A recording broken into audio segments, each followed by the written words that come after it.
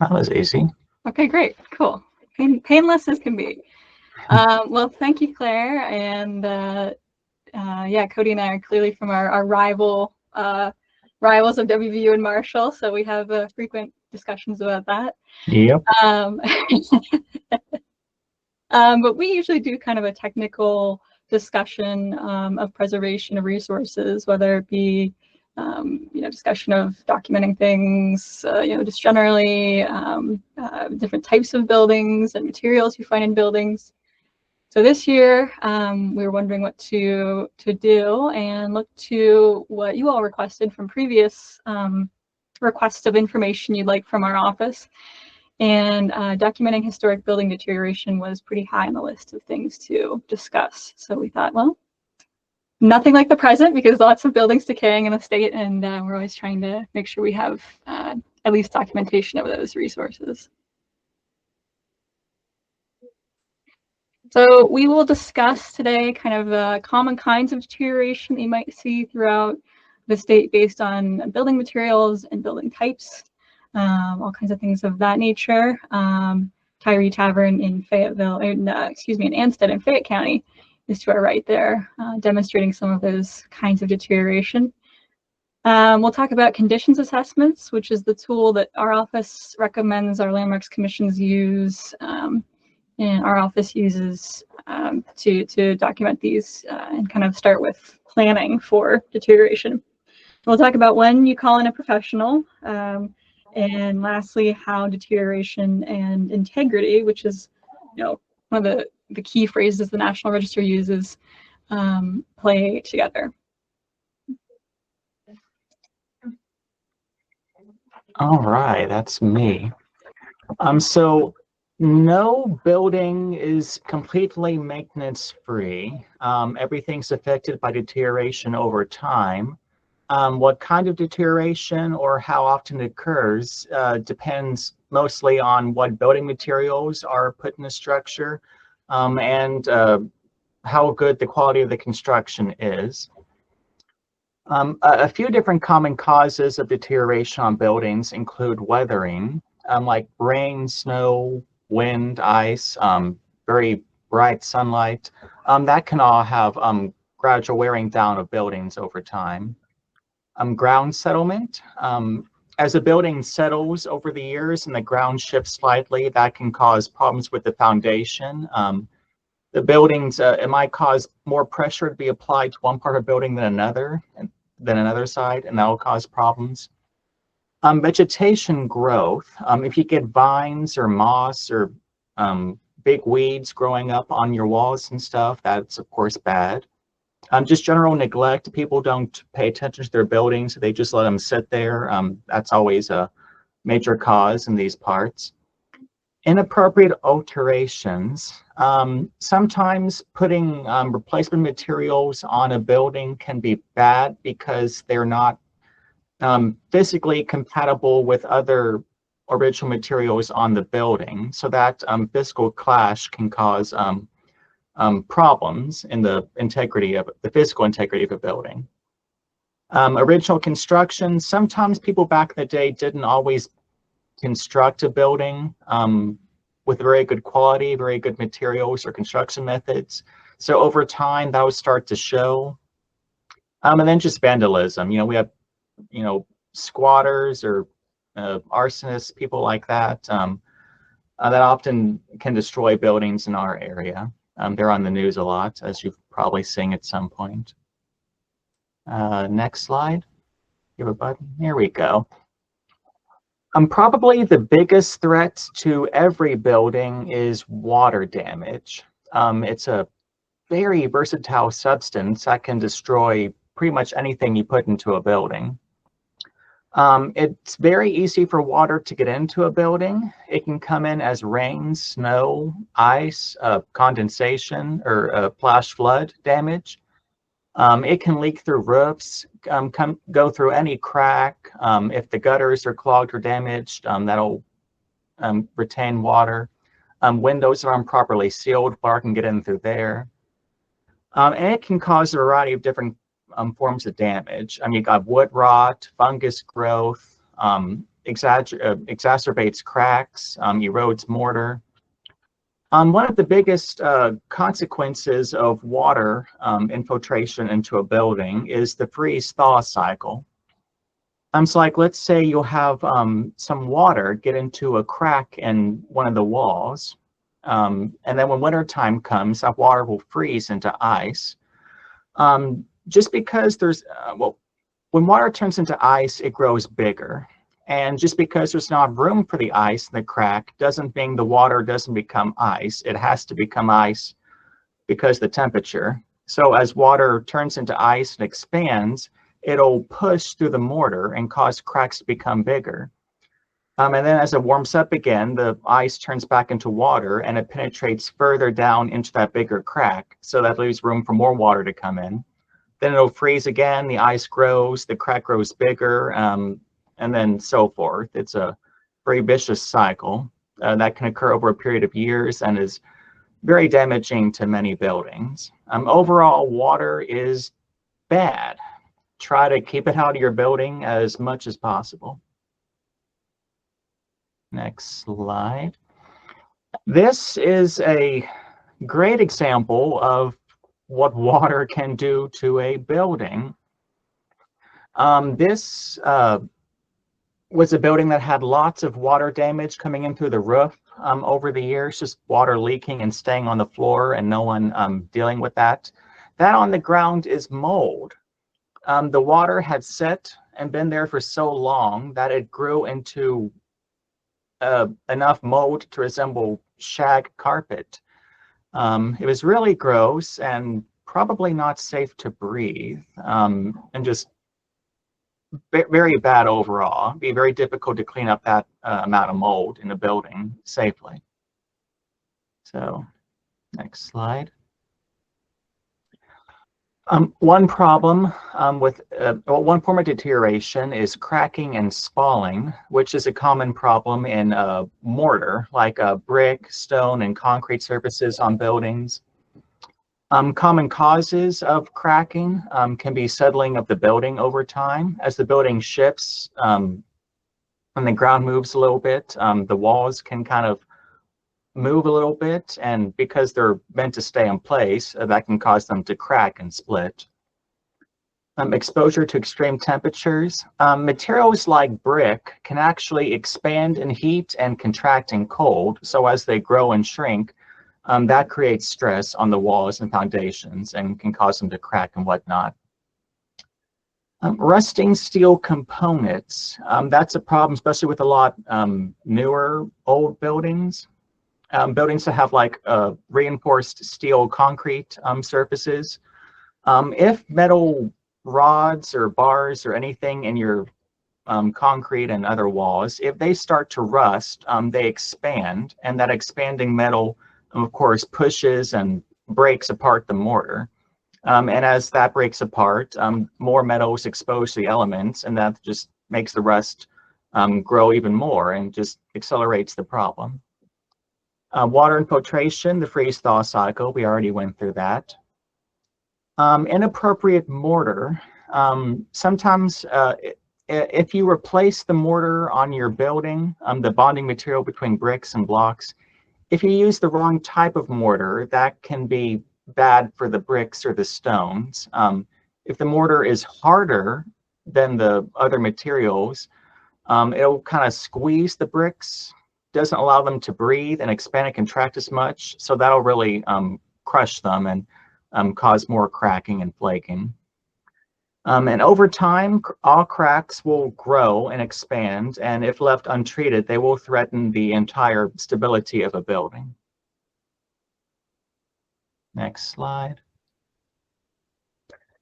And this is a sad case. This is a mid-1800s building foundation.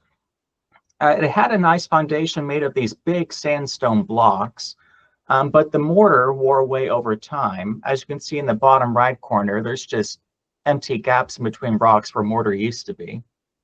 And on the left, some people inappropriately tried to repair the mortar by just lathering the rocks in very poor quality concrete.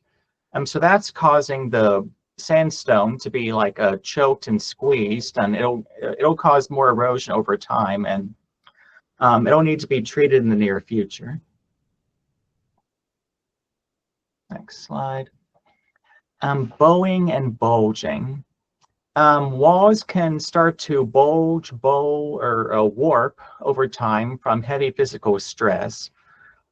This can be caused by foundation problems. Again, if the ground's settling or the foundation weakens, that'll cause some parts of the building to kind of sag and applies more pressure to one part of the building than another. Water damage can cause this. Poor drainage. If you have lots of standing water around the base of your building, there's no good place for the water to drain out to. That can cause problems. And then if parts of your wall are deteriorating, lintels, bricks, stones, if they weaken, that causes increased pressure too. And bowing or warping walls are really serious problems. If not treated very quickly, it can cause the building to collapse, either partially or entirely. So anytime you see a building with untreated walls that are bulging, you should probably leave until the problem is fixed or at least mitigated. Like we got this building here, it's just sagging in various directions. You can see the front, especially on the bottom and up on the roof line, it's kind of sagging downwards. And a little bit on the right portion too. You can kind of see towards the bottom where it's just kind of like sinking downwards into the foundation. So that's a big structural problem. Mortar deterioration. So mortar is basically the glue that can hold together a building's, well, you know, its building blocks, whether it be brick, stone, or cinder blocks. And oftentimes they will deteriorate quicker than the actual blocks and bricks themselves. So they do need replaced over time because they do crack, crumble, and even they get kind of soft too. The biggest cause of mortar deterioration is water infiltration, the freeze-thaw effect, and things like that. Sometimes you might see like a little a white, almost powdery substance on the surface of a wall. That indicates that there's been some moisture infiltrating your wall because the white powder is actually minerals in the water that's left over when the water evaporated. So you know that there's water leaking in there somewhere. And then plants and moss can cause serious damage too. If you have vines growing up onto your wall, the roots of those vines really burrow into the mortar, and they really cause serious damage to that. And moss too. Moss will literally just eat the mortar and leave the building without a good method of being stabilized. Next slide. And then wood rot. Wood is very vulnerable to decomposition because it's a more organic material. And it's always a problem you need to be constantly on the lookout for. Water damage is one of the biggest threats to wood, from water leaks or condensation, poor drainage, any of that can cause prolonged exposure to water will damage wood. It can fuel the growth of fungus, which will just gobble up wood very quickly. It can soften the wood and break it down, and that in turn can weaken the entire structure. And then you have like insects like termites and carpenter ants. They'll eat through wood as well. It's really important, especially for a building covered in wood siding. You should regularly apply paint or a sealant substance onto wood surfaces to help protect them from water damage. Even just simply putting on a new coat of paint on a wood building can add years to the siding's life. This is a good example of interior water damage. The big dark spot on the left is from just water that's been left to sit on a wood floor. It's practically eaten away the floor. You've got these big giant holes in the floor, just from the water and the mold eating away at the flooring. It's just pretty bad. It wasn't we went there a while back, and wasn't even safe to walk in that room. The wood was so weak, just stepping on it, you could, fall through and incur severe injury or death. So, yeah.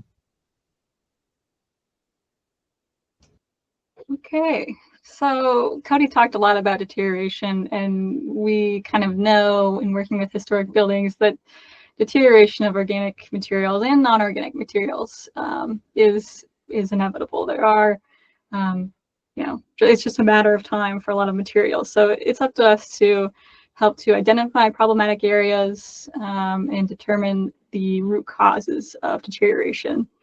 On the right is a photo of a window and surrounding masonry in Sutton, actually, and it you can see that there was a lot of moisture infiltration and loss of mortar, and whether that be from the covering of the brick from a paint that was not appropriate for masonry, which can sort of hold in moisture as it travels up from the base of the structure, the foundation upwards, or if there is something behind that, like a humidifier or a stove or something.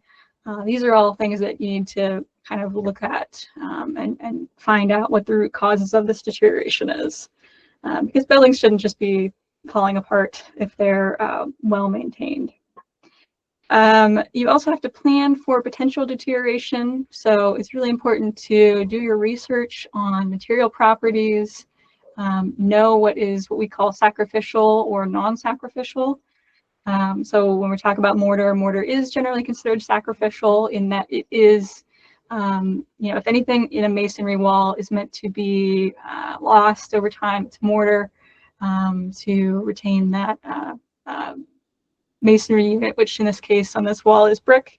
So we'd rather lose the mortar, which you can more easily repoint, than add brick back into a wall, which takes a lot longer, requires structural stabilization and things of that nature.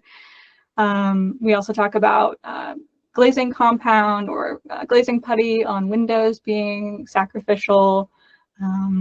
Paint could be considered sacrificial. These are the things that are meant to go first if a building is not maintained or is interacting with water, sunlight, things like that. So we want to plan for those things and understand those material properties. A really great resource, and I'm always touting the Secretary of the Interior's preservation briefs from the Park Service, but the 51 now preservation briefs that the Park Service has set out to the public and are available online are really great resources to help you understand material properties, how buildings are constructed, what you should look for first in certain kinds of construction and materials that you're working with. So those are great resources. And then also you want to plan for regular maintenance, of course, to avoid costly repairs and loss of fabric that once it's gone, it's gone. You can't necessarily get back to exact proportions or materials or what have you. So it's always important to obviously have regular maintenance, as we all know.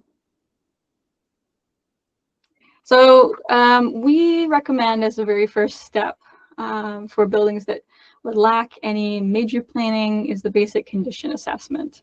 And it is a document, and I will share an open source kind of condition assessment form with you all after our presentation, so you can have it with you and use it yourself.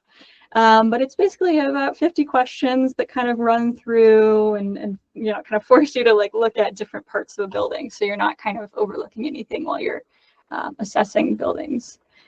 Usually condition assessment is a component of a larger plan, so historic structures reports, which are way more involved. They often involve drawings.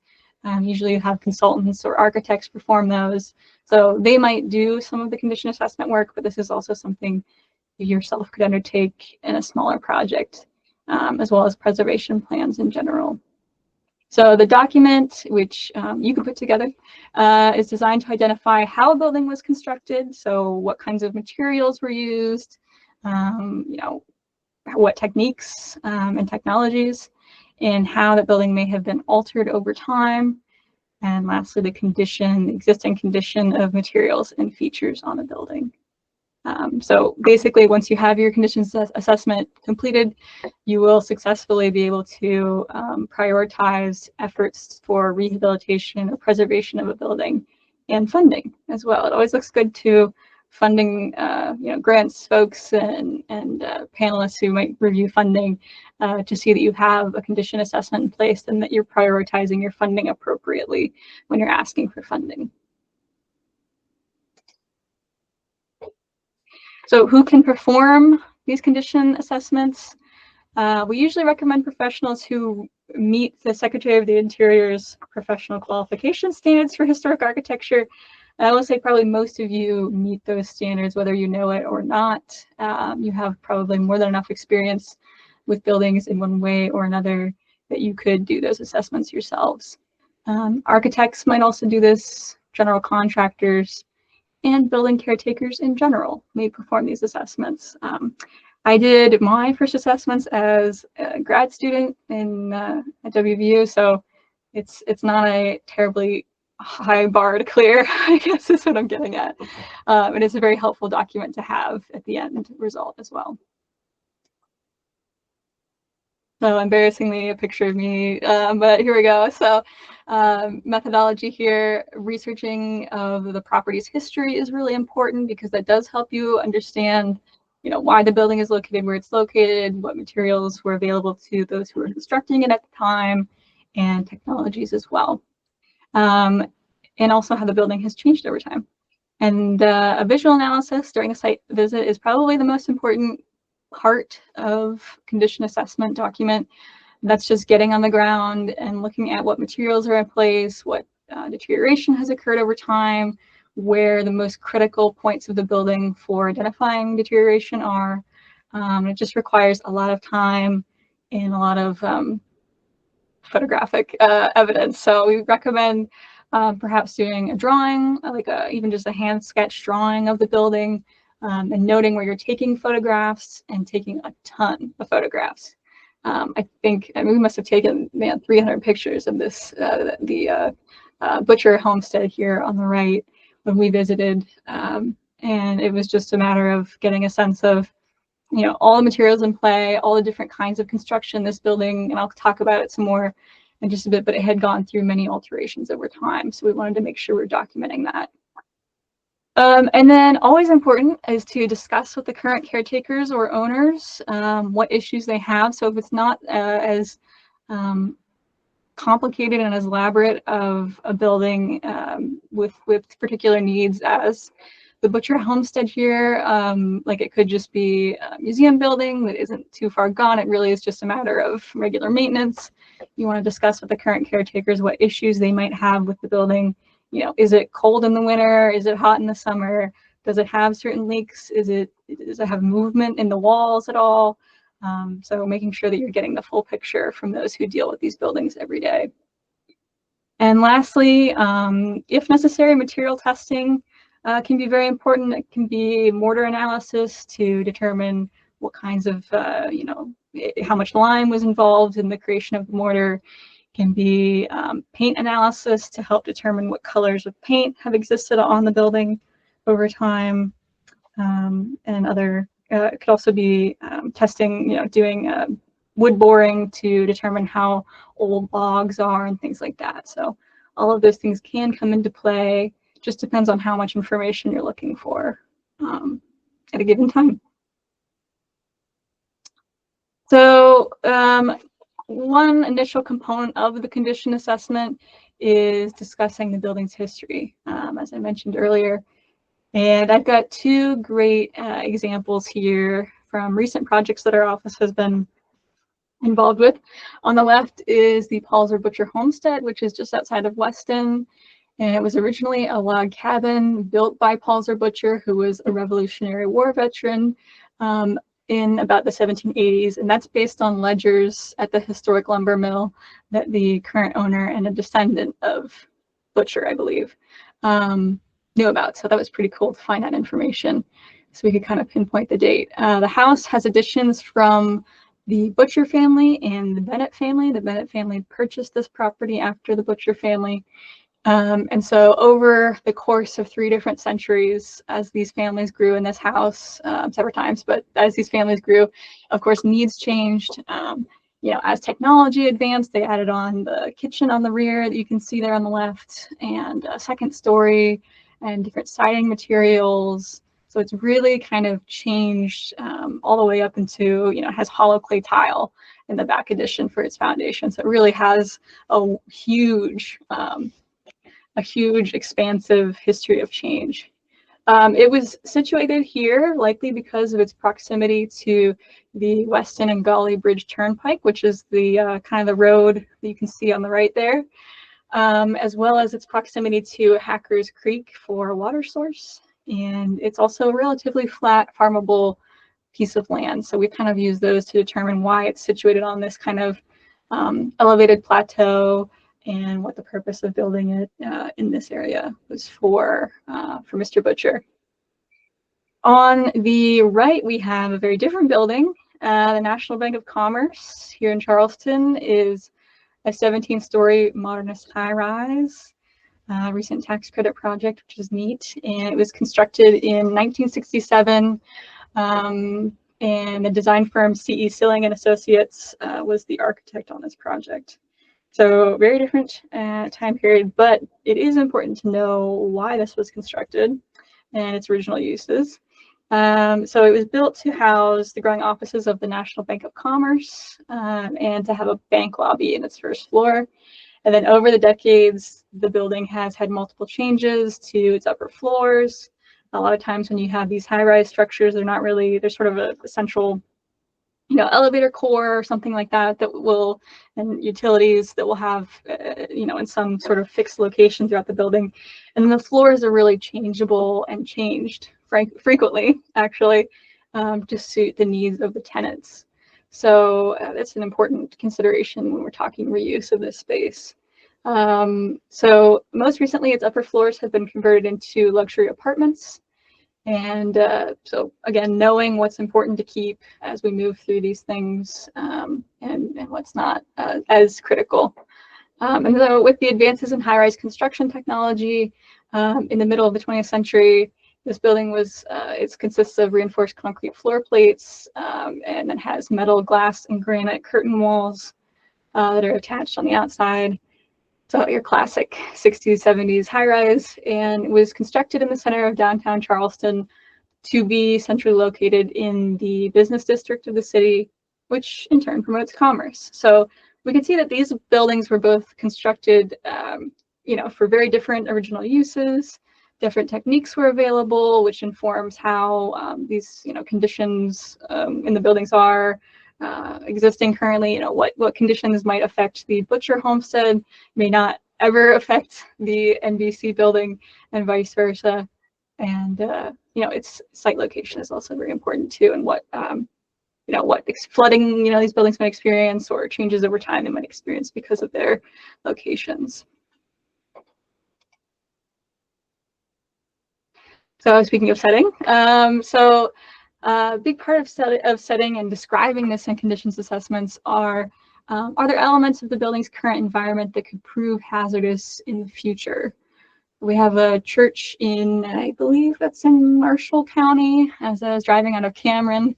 It's situated kind of way up on the top of a mountain along a country highway, very, very beautiful out there. But you know, it's very remote, so you know, vandalism could be more at play for these remote areas. Large old trees nearby that could fall, lose branches might be an issue. Probably not so flood prone, but anyway, these parts of these buildings' environments are important to predicting future events for buildings, and you know, working to prevent those. In the bottom right here in Fairmont, vandalism might also be a potential issue with these buildings, but maybe more so rapid development of the area or demolition of buildings might be something to consider. Any nearby unstable buildings or roofs, you know, as they you know, deteriorate nearby may affect these buildings. And then of course, proximity to roads. You know, we'll talk a little bit about a building in Arthurdale that I worked on that you know, it's right near a highway, and a car crashed into it in the 90s. And so that was an issue with, or a concern with setting in the future if you have fast moving vehicles nearby these historic properties. So Cody touched a lot on building elements and things like that. So we have, I believe this is Graceland in Elkins on the left here, with some, you know, vegetation growth within the mortar. And so kind of identifying those areas of concern and understanding why. There's actually kind of a roof structure above that was, you know, dropping water directly onto this masonry. So, you know, that's an issue that needs to be considered in the future for amending these concerns. The window in the center has some decay, which is very common with lower sashes, and at the bottom, the meeting rail at the upper sash. These are just common areas that are prone to decay when they don't have glazing and paint covering them to protect them from the elements. So all of these things are kind of how we investigate these properties. And then on the right is a little farmhouse that actually is in my family's farm up in Erie, Pennsylvania. I know it's not West Virginia, sorry. But it was the old chicken coop, and it has a really big sway on the roof. So understanding why that is, you can kind of see that step going into the building. Understanding why this building is settling in a way that's probably not safe is an important thing to identify when you're looking at these buildings piece by piece. Building systems, it's good to identify as you can electrical, plumbing, HVAC, fire protection, security systems. And usually, you know, we're not all, you know, HVAC certified folks or electricians. So it might be something that you discuss with the people who live and work in the buildings more so than anything, to just know what works for them. And that's usually the best course of action, unless there's none of this in place, in which case you might note that in your condition assessment. Alterations, additions, and restorations. These are all important parts as well of the assessment. Cody mentioned this a little bit earlier, but sometimes those more modern additions can haunt a building in a way.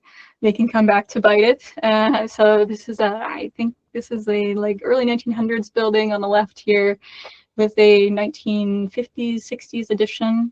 And that addition has been just holding in moisture as the roof deteriorates on that addition, and has been, you know, not too detrimental to this building, but you can see on the bottom right of that brick wall that there is some moisture coming in, and it is ultimately a matter of time until it damages the building further. So sometimes these later additions can be points, these new points of contact, or things that we should be keeping a close eye on to make sure that the new and the old are mixing well. And then on the right, I just had to include this picture somewhere because it's just absolutely scary to look at. But this is up in Wheeling, and this is an old church. And so, you know, we're talking about the, you know, issues with this wall, and, you know, you can just stick your hand right through it when you go up to visit.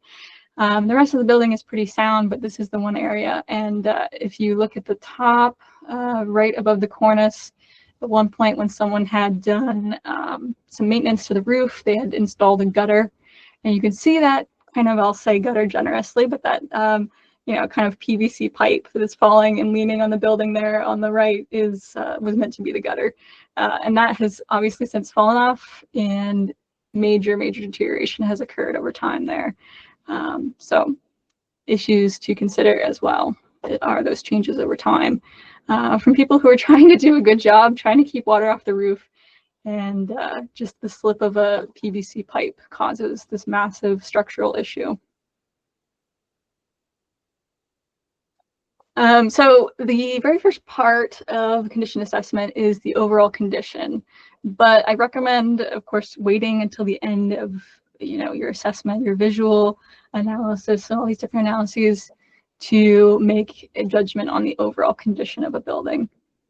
So this is up in Romney at the Indian Mound Cemetery. It's a really fascinating building constructed with field stone by a man who constructed these buildings throughout around in a couple of places, so it's really very cool architecturally.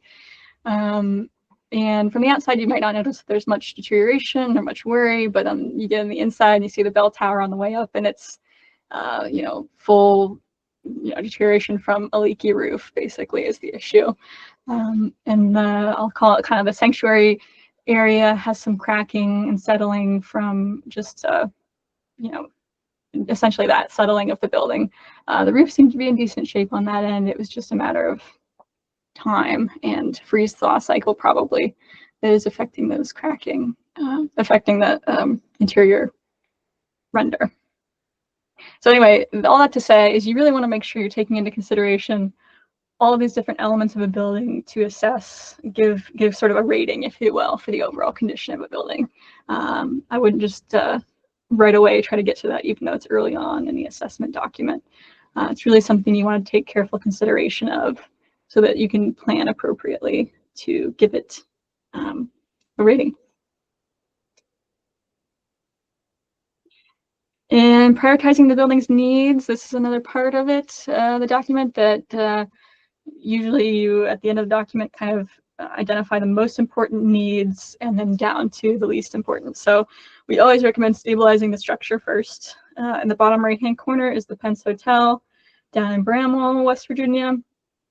Our office funded a development grant to replace the roof on this. And then it turns out that the roof system itself and the building itself was not structurally stable.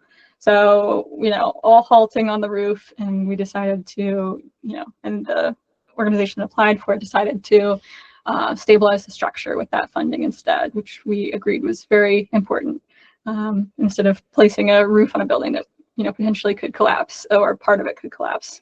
It's really important to stabilize. That may include adding back floors that are missing, so the building isn't racking from side to side. It might include, like this building was just about raising up individual components of the structural elements to keep them from sagging. And then, of course, sealing the building envelope, making sure your roof is watertight, making sure your windows are also water and airtight as best you can, and just making sure that in general there's not a lot of kind of moisture coming in through the building. As Cody said, that's our number one enemy. So then you want to control interior climate. So your HVAC systems are going to be important for this. Wouldn't make a lot of sense to repair your plaster walls and then not have heating and air conditioning throughout the winter and summer, because your walls are just going to potentially crack again. Same with sealing the building envelope. So these are the kind of the reasons why these items are in the order they're in. Then you want to tame any vegetation or pests. Again, those things can come back to haunt the very work you've worked to rehab and put at bay. And then rehab and replace any exterior character defining features, just because for us, and considering the National Register, exterior features are considered higher in importance than interior character defining features. So we usually recommend exterior features first, then interior, and then lastly, any cosmetic repairs and finishes. So this is where you finish your wood floors and, clean up issues like this at the top right here, where there was a roof leak and now the plaster needs to be repaired and paper needs to be potentially reapplied. And then when to call on professionals. So, this is a very extreme situation. Hansford House here on the right, I wouldn't recommend you just sort of run up and start doing a condition assessment on this. But when you have issues of very severe deterioration, that's when you're going to want to call in architects and structural engineers and folks like that who can help you with this. Any reoccurring issues, so say you've fixed a roof leak in the past and it just keeps coming back, that's something you want to bring a professional in. Hazardous materials, that can be part of testing. So always when it comes to lead, any issues like that, you definitely want to bring in professionals. And then if you are looking for more comprehensive planning for the building, so maybe potentially for reuse of a building or a site or a resource, consider getting a professional and using our survey and planning grants to help fund this. You all as CLGs are entitled to 70% funding from our office for issues like this, or if you know of anybody in your communities who need this kind of funding, they can kind of route their money through you. So definitely make sure you're connecting those in your communities to this grant funding.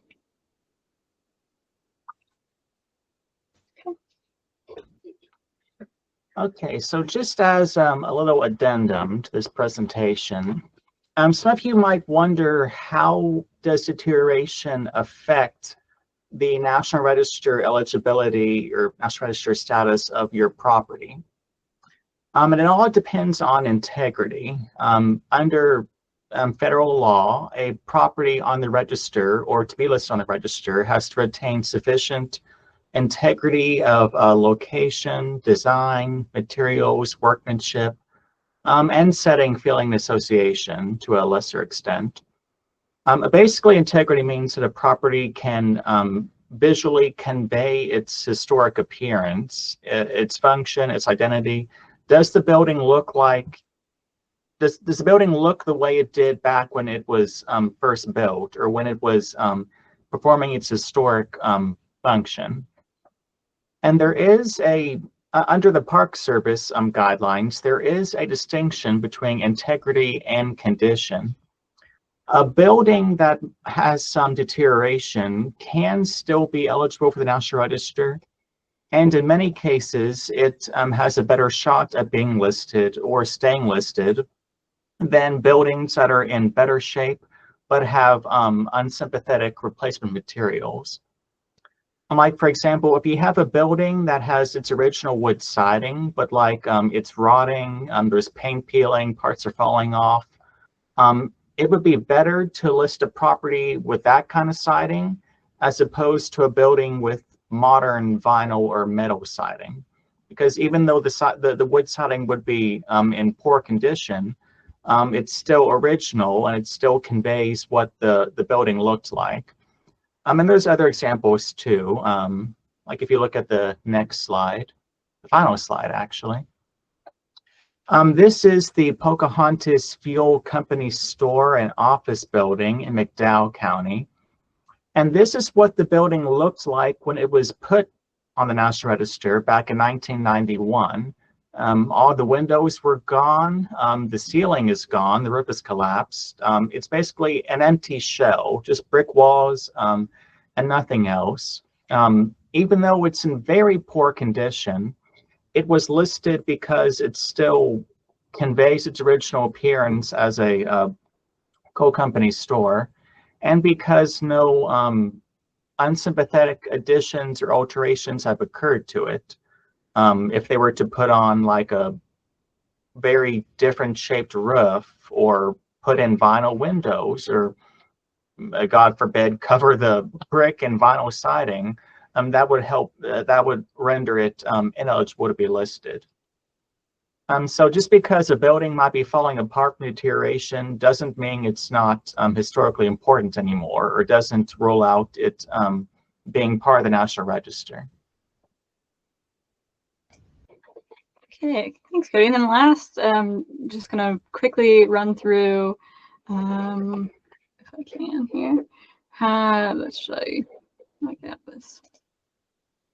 Run through what a condition assessment form might look like. So this is very briefly the administration building in Arthurdale, and it is it has a cedar shake roof that was at the time having some issues of leaking. This is the building actually that had the car careen into it over in this area in the 90s. You can see some material that's been kind of coming down from the copper pieces of the window and the inside of this sunburst window. Some unpainted barge boards or soffit fascia and things like that. And then of course massive moss growing on the southeast part of the building. So all that to say, kind of give you an idea of the building. This is what the assessment form essentially looks like, and describes setting and surroundings, architectural style, present uses, historic uses, which is, again, important to us to determine how buildings were constructed so that we can better know how to sort of preserve them. And any general physical appearance. So the biggest concern here was the cedar shake roof. And that was kind of the biggest concern that I had. Overall condition, which I discussed, there is like a kind of a nice, I won't say cheat, but kind of a great way to look at this is through these definitions of what the condition might look like. So I checked fair because it had a number of maintenance issues up to and including one major repair, which is the roof. So that seemed like fair. Any threats to the structure, related structures and outbuildings and their conditions, those are important too when we're talking about, maybe like a farmstead that has a number of outbuildings. Any alterations, additions, and restorations, of course, things that have changed over time, those places that are important to identify where they've been added onto, so we can make sure that those additions are doing their job and keeping water out. Foundation, then it kind of helps and goes through piece by piece different parts of the building. So foundations, building frames, exterior siding, roof type, roof condition, windows and doors always are important, of course, and kind of describe piece by piece how those windows and doors, what form they take and what condition they're in. Any landscape vegetation, gardens, that affects how water might be getting into the building as well. If you're constantly watering the gardens and the gardens are right next to the foundation, that's going to bring water up into your building as well. So those are important things to consider. Same with any vine growth. If vines are always providing moisture to a building and decaying mortar and materials like that. Any other walls, fences, materials, pavement, roads, walkways. We don't talk about that too often in preservation, but those items that kind of help make buildings accessible are important as well to keep as priorities. And then, of course, our priority list. So I always like to end with regular maintenance and monitoring, because really every preservation plan should include monitoring buildings for different changes. I mean, this is a building that I worked in every single day, but it's really important to not just overlook, things by just walking by them every day. You need to really focus in on the buildings, determine where there are signs of deterioration, and then any photographs. So that's what this form looks like, just in a nutshell. And like I said, we'll share a template of this form with you guys. And I'm going to stop sharing my screen. There we go.